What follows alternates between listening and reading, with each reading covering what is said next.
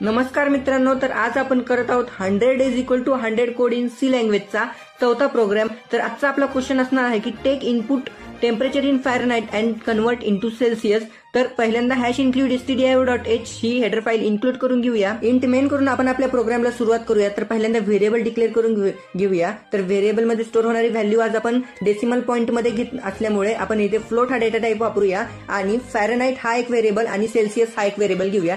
Fahrenheit मध्ये input केलेली value आणि सेल्सियस आपल्याला कन्वर्जन करायचं आहे आणि त्या कन्वर्जन केलेली व्हॅल्यू आपण सेल्सियस मध्ये स्टोअर करू शकतो। पहिल्यांदा प्रिंटएफ करून enter the temperature in Fahrenheit करूया आणि जी इनपुट येणार आहे ते आपण स्कॅनएफ करून फॅरनहाइट या व्हेरिएबल मध्ये स्टोअर करूया। तर आज आपण फ्लोट हा डेटा टाइप घेतला असल्यामुळे आपण %f म्हणजे फ्लोटचा फॉर्मॅट स्पेसिफायर इथे वापरत आहे आणि ऍड्रेस ऑफ फॅरनहाइट म्हणजे ती जी व्हॅल्यू इनपुट होणार आहे ती फॅरनहाइट मध्ये स्टोअर होऊ शकते। तर इथून पुढे आपला मेन प्रोग्राम स्टार्ट होत आहे।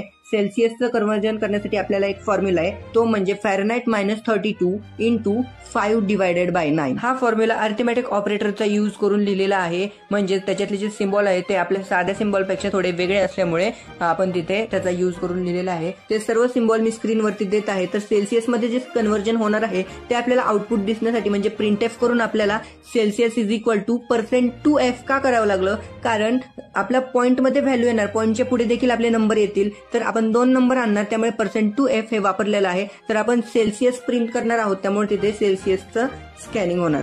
तर ऍज युजुअल रिटर्न 0 करून आपण आपला प्रोग्राम करूया कंप्लीट, कर्ली ब्रॅकेट क्लोज। तर आपला आउटपुट आलेला आहे। तर मी आता फॅरनहाइटचं टेम्परेचर 98.7 टाकलं, तर सेल्सियस मध्ये कन्वर्जन होऊन 37.06 आलेलं आहे।